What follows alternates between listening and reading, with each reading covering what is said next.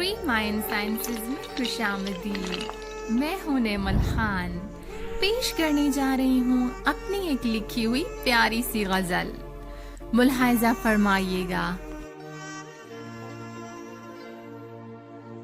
चले आओ तुम कि इन दूरियों को कम कर दो, चले आओ तुम कि इन दूरियों को कम कर दो। अब आ भी जाओ, इन तन्हाइयों को कम कर दो। अगर ना हो सके तुमसे तो तुम्हें हक है, अगर ना हो सके तुमसे तो तुम्हें हक है। चलो एक बार फिर से कोई नया सितम कर दो। इश्क है तो असूले इश्क भी सीख, इश्क है तो असूले इश्क भी सीख। असूले मोहब्बत है, फासलों को कम कर दो।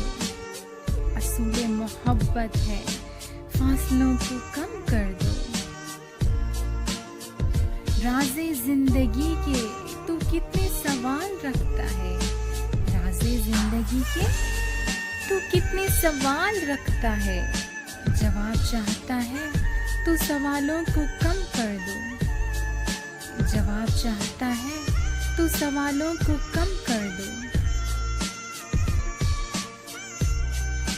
सुना है परखने से रिश्ते टूट जाते हैं, सुना है परखने से रिश्ते टूट जाते हैं। ना तोल मोहब्बत को, हिसाबों को कम कर दो। ना तोल मोहब्बत को, हिसाबों को कम कर दो।